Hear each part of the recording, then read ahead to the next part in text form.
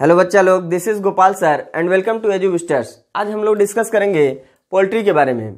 Poultry में specially हमको पढ़ना क्या है, फाउल्स के पालन के बारे में। जो हेंस की फार्मिंग होती है और लेयर फार्मिंग भी बोला जाता है। अगर शुद्ध शब्दों में बोला जाए तो मुर्गी पालन, जो अच्छे औद्योगिक स्तर पे लोग इस समय इसका बिजनेस भी कर रहे हैं। तो जरा हम देख लेते हैं कि इसमें है क्या चीज़ हमको स्टडी करना। इसके पालन से होता क्या है, मीट और एग्स की सप्लाई, जो सफिशिएंट अमाउंट में हमको प्रोटीन मिल जाता है एग से। इस वजह से इसका बिजनेस बहुत ही तेजी से चल रहा है, जो कमर्शियल लेवल से बहुत अच्छा ग्रोथ देता है। तो हम जरा बात करेंगे पोल्ट्री, लेकिन इसके पहले हम बच्चों के कुछ कमेंट के बारे में बताना चाहेंगे बच्चा, कि नेक्स्ट वीडियो में हम डिस्कस करेंगे। अगर इसमें कुछ छूट गया तो वैसे हम कंप्लीट कर देना चाहेंगे कि इसी लेक्चर में हमारा ये पूरा कंप्लीट हो जाए पोल्ट्री। आप एंड तक बने रहें और पूरा पोल्ट्री आपको मिल जाएगा यहाँ पे। अभी हमने बोला कि कमेंट पे डिस्कस करेंगे, तो वहां हम बात करेंगे बच्चा कि कुछ ऐसी चीजें हैं, जैसे ये यहाँ पे हम पूरा क्लास आपको दे रहे हैं, लेक्चर आपको मिल रहा है, उसके साथ साथ यहाँ पे हम सारा नोट्स आपको प्रोवाइड कर रहे हैं। तो बच्चों ने कमेंट्स में किया है कमेंट कि सर पीडीएफ मिल जाएगा क्या। तो पीडीएफ की क्या जरूरत है, आप हमारे वीडियो पे जाएं और डायरेक्ट हमने बोर्ड पे पूरा थ्योरी लिख दिया है, आप इसको पूरा उतार लें और आपका नोट्स कंप्लीट हो जाएगा। तो चलते हैं हम बच्चा स्टडी करते हैं पोल्ट्री। जरा देख लेते हैं है क्या चीज। Poultry is the method of culture of fowls, यानी ये क्या है कि फाउल्स पालतू पक्षियों के बारे में, यानी पक्षियों का पालन जो कमर्शियल लेवल पे किया जाता है, ये क्या है, एक पोल्ट्री की स्टडी है at commercial level. Fowls are widely distributed as domestic animal, यानी ये पालतू पशु के रूप में, वैसे हैं तो पक्षी, एनिमल्स में सभी आ जाएंगे। पालतू यानी पालन के हिसाब से इनको बहुत अच्छा देखा जा रहा है कि ये चारों तरफ पाए जाते हैं, डिस्ट्रीब्यूट हैं, फैले हुए हैं चारों तरफ।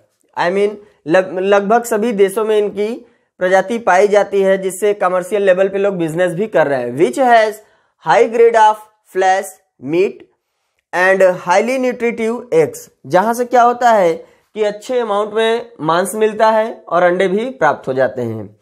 It's meat and egg are most popular food item, यानी इसके जो मीट हैं और एग हैं ये मोस्ट पॉपुलर यानी ज्यादातर पसंद किए जाने वाले आइटम हैं और फेमस भी हैं, जिसको बहुत सारे देश के लोग पसंद करते हैं खाने के लिए। और इंडिया की अगर बात की जाए तो इंडिया एक इसका नेटिव प्लेस है, जहां से ये पालन करने वाले पशु यानी पक्षी कौन, हेंस पाए गए। जो जंगल फाउल्स है या जंगल मुर्गे की बात की जाए, जिसको गैलस गैलस बोला जाता है, गैलस गैलस, ये इसका जूलॉजिकल नाम है, साइंटिफिक नेम आप कह सकते हो गैलस गैलस, जो जंगल फाउल है, जहां पे हम मुर्गे की बात करते हैं, हेंस। चलते हैं आगे। For the successful management of poultry industry one should have detailed idea. अगर हम सक्सेसफुल मैनेजमेंट की बात करें पोल्ट्री इंडस्ट्री के बारे में, तो यहाँ पे क्या है कि पोल्ट्री ग्राउंड हमको देखना है, हैबिटेट ऑफ फाउल्स देखना है, ब्रीड्स देखना है, मतलब इसकी जहाँ पे रख रखाव हो रही है वो देखना है, ग्राउंड कैसा है, हैबिटेट इसका आवास कैसा है इनका, ब्रीड्स देखना है। ब्रीड्स का मतलब ये ध्यान दीजिएगा, एक होता है ब्रीडिंग, जहां पे हम देखते हैं इनके जनन से संबंधित चीजें, जहां से इनकी प्रजाति को बढ़ाने वाली बात आती है। लेकिन ये ब्रीड्स है, इसकी वैरायटी की बात हो रही है कि कितने मिलेंगे, कौन से होते हैं। फिर ब्रीडिंग, हमने बोला ना ब्रीड्स, यानी कि इनमें कितने स्पीसीज, कितने लेयर्स पाए जा रहे हैं जो फार्मिंग के लिए यूज किए जाते हैं। बहुत सारे हैं जिसका हम स्टडी करेंगे, अभी आगे क्लास में ही स्टडी कर लेंगे। ब्रीडिंग है, जहां पे इनसे रिप्रोड्यूस करा के एग को प्राप्त किया जाता है। एंड रेयरिंग, इनका जो पालन पोषण है ऑफ चिकन्स।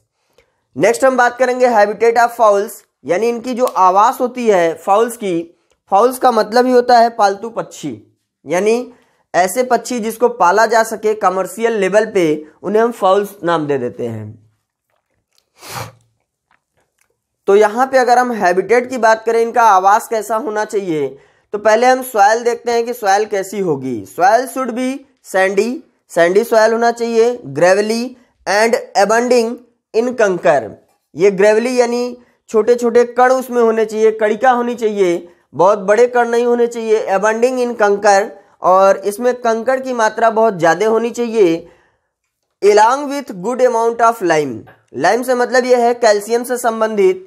यहाँ कैल्शियम प्रचुर मात्रा में होना चाहिए, जिसमें ये पाले जा रहे हैं उस ग्राउंड में कैल्शियम की मात्रा भी अच्छी खासी होनी चाहिए। The stony soil is not suitable for fowls. जो पथरीले जमीन होंगे या पथरीले स्थान जो होंगे इनके लिए सुटेबल नहीं होते। क्यों? क्योंकि जहां पे ये चलेंगे अगर पत्थर है तो इनको डैमेज कर देगा, इनके पैर हाथ में डैमेज हो जाएगा तो प्रॉब्लम क्रिएट होगा। नेक्स्ट है शेल्टर, आई मीन इनका जो घर है कैसा होना चाहिए। The poultry should be protected from the cold winds, यानी ठंडे और गर्म हवाओं से बचने वाला, बारिश ना लगे इनको। The poultry should be protected from the cold winds and heavy rains, ज़्यादा बारिश से बचे रहें, बारिश भी इनको नहीं लगनी चाहिए, न ठंडी हवाएं न गर्म हवाएं भी नहीं लगनी चाहिए। They should not be allowed to walk in water, इनको ऐसा नहीं है कि छोड़ दिया जाए पानी में टहलने के लिए, ये उसके लिए सक्षम भी नहीं होते।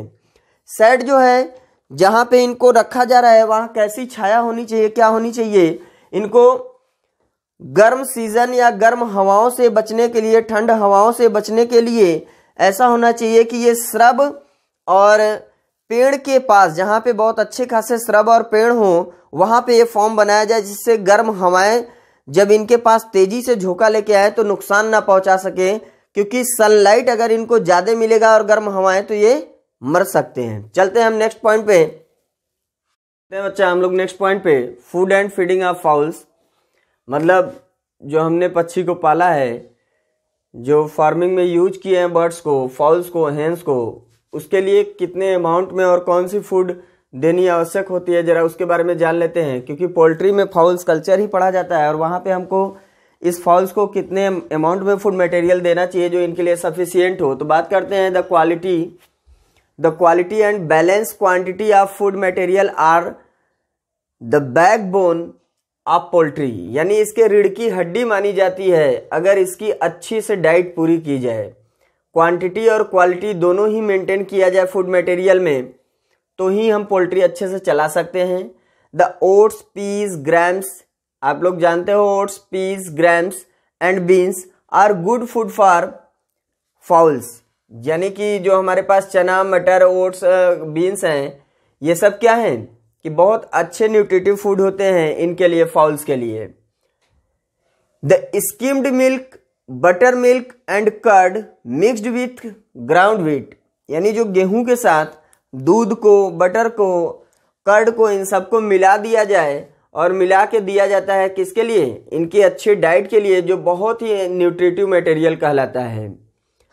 And barley are of good nutritive value for them, और मक्का, बाजरा जिसको हम बोलते हैं वो भी दिया जाता है इनके न्यूट्रिशन के लिए। द बॉइल्ड पोटैटो, ध्यान देना बेटा, जहां पे हमने ऐसे डैश किया है, फुल स्टॉप दिया है, वहां से आप एक पॉइंट बना सकते हो, क्योंकि हम स्पेस कम होने की वजह से पॉइंट देके ही लिखते हैं। लेकिन आप लोग क्या करें कि जहां पे आपको फुल स्टॉप दिखे वहां से एक नेक्स्ट पॉइंट आप बना लिया करिए, जिससे आपका नोट्स भी देखने में बहुत सुटेबल होगा, अच्छा होगा, पढ़ने में मन लगेगा, कंसंट्रेट रहोगे। तो चलते हैं आगे। The boiled potato mixed with equal part of wheat brain, यानी जो हमारे पास बॉइल्ड पोटैटो है इसके इक्वल अमाउंट में व्हीट होना चाहिए, उसको मिक्स करके हम दे सकते हैं इनको खाने के लिए। Should be given for the fattening of foul, यानी इस जो फाउल को हमने पाला हुआ है इनके मोटापे के लिए, अच्छे वेट के लिए हम इसको ये दे सकते हैं, जिससे हमको अच्छे साइज के ये मिल सकते हैं फाउल्स यानी hens. The green food as garlic, यानी हरे फूड के रूप में इनको गार्लिक दिया जाता है, ओनियन दिया जाता है, फ्रेश ग्रास दिया जाता है, ताजे grass. Should be given uncooked, ये पका के तो हम देंगे नहीं, कच्चे ही फॉर्म में देंगे। The mustard seed should be given, यानी जो मस्टर्ड होता है, आई मीन सरसों की बीज के दाने भी दिए जाते हैं, सरसों के दाने दिए जाते हैं। क्यों? जब ठंड का सीजन हो या फिर बारिश के सीजन में जब इनकी मोल्टिंग हो रही हो, विंग्स झड़ रहे हो, उस समय मस्टर्ड हम लोग देते हैं। हम लोग का मतलब यह है कि जो कल्चर करने वाले हैं वो देंगे। नेक्स्ट पॉइंट पे चलते हैं, breeds of fowls.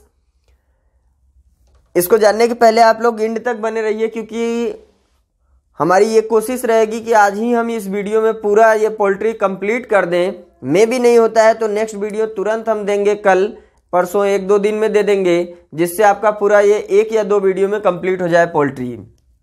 The whole poultry industries is centred round the fowls, यानी जितनी इंडस्ट्रीज होती है पोल्ट्री की, ये इनका मेन उद्देश्य ही फाउल का है, यानी मुर्गी पालन का या हेंस पालन का या पक्षियों बत्तख भी इसमें आ जाता है। सो जैसे यहाँ इंडिया के लेवल पे होता है गैलस गैलस, जो यहाँ की मुर्गे की वैरायटी या हेंस की बोली जाती है Gallus Gallus. So the selection of good breeds, यहाँ पे हमको इनके पालने के लिए सिलेक्शन भी करना होता है अच्छे वैरायटी की। जो ब्रीड्स हैं जो हम पालने जा रहे हैं वो कैसे वैरायटी की होनी चाहिए, कैसा इनका नस्ल है, ये भी हमको मालूम होना चाहिए कि किस नस्ल के हैं। तो जहाँ पे हमने देखा कि बहुत सारे नस्ल दिए हुए हैं, कौन कौन से हैं जरा हम इसको देख लेते हैं। द बेस्ट लेयर आर, जैसे पालन के लिए कौन से नस्ल बहुत अच्छे होंगे, इसमें है लैंगसन, रॉक, ब्रह्मा, ससेक्स, फिर है ऑस्ट्रेलॉर्प, रॉड। तो ये जो वैरायटीज हैं कुछ, सॉरी यहाँ पे कामा नहीं दिया, मिस हो गया। ये वैरायटीज क्या है कि कॉमन होती हैं, जिसके लिए पालन किया जा रहा है, मुर्गी का पालन किया जा रहा है, और इसकी वैरायटी जो है अच्छी होनी चाहिए, तब तो इसमें फायदा होगा। द लार्जेस्ट एंड मोस्ट वेटली, कुछ ऐसे भी होते हैं जो साइज में बड़े होंगे और वेटेड होंगे। फाउल्स आर ब्रह्मा, राक, उन्हीं में से कुछ हैं, ब्रह्मा, राक, ऑस्ट्रेलॉर्प, फिर ऑर्पिंगटन, लैंगसन। ये सब जो वैरायटीज हैं ये लार्जेस्ट और वेटली होते हैं, जो वेटेड होंगे और बड़े साइज में होंगे, जहां से मीट का प्रोडक्शन भी अच्छा होगा और एक की साइज भी अच्छी मिलेगी। द ब्लैक माइनार्क, ये ध्यान देना, मिनार्केस जो है इसका आप पढ़ोगे तो मिनार्का भी मिलता है, जो 2 वैरायटी में आ जाती हैं। Are very well known as best layer of very large white eggs. ये साइज में भी बड़े होते हैं, यानी इनके जो हेंस होते हैं इस प्रजाति के, वो साइज में बड़े होते हैं, और इनके अंडे कैसे होते हैं, बड़े साइज के होंगे और वाइट कलर के होंगे। और भी कुछ ऐसी वैरायटीज हैं जिसमें अच्छी चीजें मिल जाती है, अच्छे मांस मिलते हैं, अच्छी मीट और अच्छे एग्स का फॉर्म हो जाता है हम लोगों को। Some other breeds like leghorn, minorca, वही मिनार्का जो वहां पे हमने बोला मिनार्केज है, मिनार्का यहाँ पे है। देन है एनकोना स्पेनिश। जब हम बात करेंगे लेगहार्न की तो इसमें कुछ वैरायटी और आ जाती हैं, जैसे वाइट लेगहार्न। यहाँ पे 3 वैरायटी आपको अलग से देखनी होगी, इसी में आते हैं जो 3 ठो, वो है वाइट लेगहार्न, ब्लैक एंड ब्राउन। तो ये इसी के अंतर्गत हम लोग स्टडी करते हैं। ये तीनों लेगहार्न में ही है, वाइट लेगहार्न, ब्लैक लेगहार्न, ब्राउन। ये सब अच्छे वैरायटीज होते हैं, नस्ल होते हैं मुर्गी पालन के लिए। तो चलते हैं हम नेक्स्ट पॉइंट पे, देखते हैं बच्चा नेक्स्ट पॉइंट की तरफ। फाउल कल्चर, जहाँ पे हमको पालन में पढ़ना ही है फाउल कल्चर, यानी फार्मिंग हम पढ़ रहे हैं पोल्ट्री, तो यहाँ पे मेन होता है फाउल कल्चर। इस कल्चर में क्या क्या मेथड है जरा उसको देख लेते हैं। There are following method use in fowl culture. पहला है ब्रीडिंग। ब्रीडिंग में क्या है, for successful poultry keeping systematic breeding of fowl must be participate. There are following things should be taken and kept in mind. ध्यान दीजिएगा, for successful poultry यानी अच्छी खासी पोल्ट्री के लिए क्या होना चाहिए, कीपिंग सिस्टमैटिक ब्रीडिंग, यानी इनकी ब्रीडिंग बहुत अच्छे से होनी चाहिए। Of fowl must be participate. There are following things, बहुत सारे ऐसी भी चीजें हैं जो हमको ख्याल में रखनी होंगी, क्या दिमाग में भी रखना होगा, क्या चीजें कि इसमें कैसे कैसे हमको कराना है, कौन सी वैरायटी यूज करनी है और कौन सा एज होना चाहिए फाउल का। चलते हैं आगे।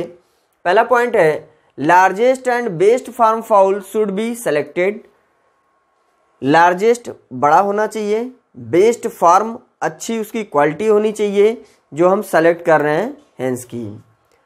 The weak sick stunt bird should not be taken for breeding, यानी ऐसे जो खुद ही कुपोषित हो, बीमार टाइप के रहते हो, कमजोर हो, उनको लेने की जरूरत ही नहीं है, क्योंकि पूरी बिजनेस डूब जाएगी।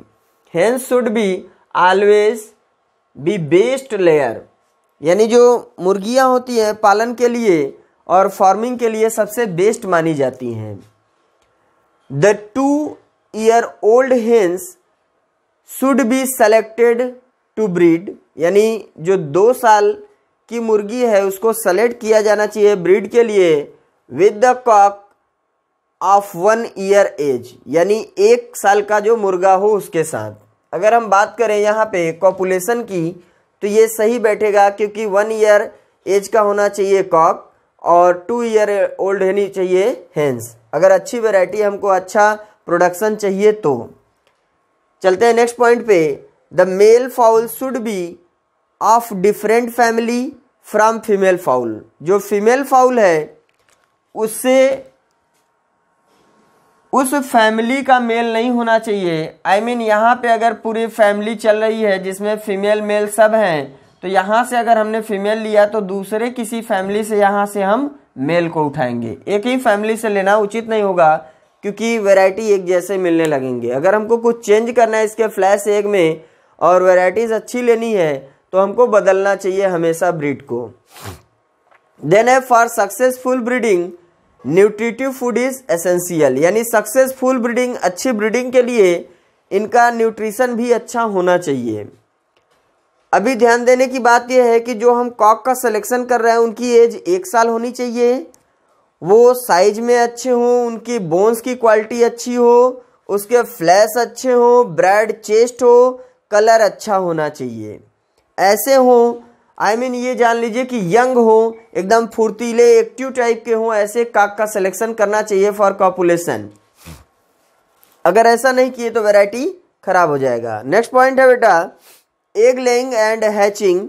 यहाँ पे अगर हम बात करेंगे एग लेइंग एंड हैचिंग तो ये अंडे देने की बात हो रही है, कब देती हैं और कब अंडे में से बच्चे आते हैं, हैच होते हैं।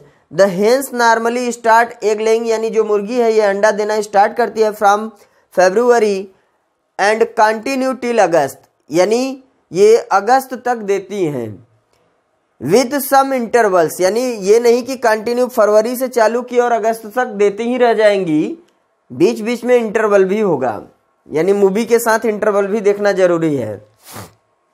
देन हम बात करेंगे आगे few hens lay egg from October to January. ऐसा नहीं है कि सब ऐसे ही चलेंगे, कुछ ऐसे भी होते हैं जो अक्टूबर से जनवरी तक देते हैं अंडे, उसमें भी इंटरवल मिलेगा। The best time for egg laying depend upon the climate for particular region, यानी जिस रीजन में ये पालन हो रहा है वहाँ पे अच्छे क्लाइमेटिक कंडीशन भी डिपेंड करते हैं उनके एग लेइंग के लिए। भाई उनका अच्छा क्लाइमेटिक कंडीशन है तो उसके हिसाब से अंडे देंगे वो अपने अनुसार। The chicken hatched from October to the end of January, यानी जो चिकन है जो अंडे में से निकलता है हैज्ड होगा अंडा कब, from October to end of January, अक्टूबर से जनवरी लास्ट तक ऐसा देखा जाता है इंडिया में। अगर हम बात करें आगे पॉइंट की, the most favourable period in the plains of India, यानी पूरे इंडिया की बात की जाए जो प्लेन्स रीजन है वहाँ पे क्या है कि जनवरी से अप्रैल का महीना इनके लिए फेवरेबल माना जाता है, सूटेबल कंडीशन होता है अंडे देने के लिए, अंडे हैच करने के लिए सॉरी। तो यहाँ आपने देखा कि स्टार्ट करते हैं अंडे देना कब, फरवरी से, और तब तक देते हैं जब तक अगस्त ना आ जाए, यानी फरवरी से अगस्त तक एक इंटरवल के तहत ये देते रहते हैं। फ्यू हेंस और कुछ ऐसे होते हैं जो अक्टूबर से जनवरी तक देते हैं, इंटरवल इसमें भी होता है। और जो बेस्ट इनका टाइम होता है वो होता है इनके क्लाइमेटिक कंडीशन के अनुसार। फिर क्या है कि जो हैच्ड होते हैं उनकी सीजन है अक्टूबर से जनवरी तक, और कुछ फेवरेबल कंडीशन के हिसाब से देखा जाए फेवरेबल पीरियड जो इनका बोला जाता है वो क्या है, जनवरी से अप्रैल। चलते हैं बच्चा नेक्स्ट पॉइंट की तरफ। रेयरिंग ऑफ चिकन, यानी इनके पालन में क्या क्या होता है जरा इसको हम जान लेते हैं। फिर इसके बाद इसके डिजीज कैसे होते हैं, क्या होता है इसका लक्षण सिम्टम देखेंगे।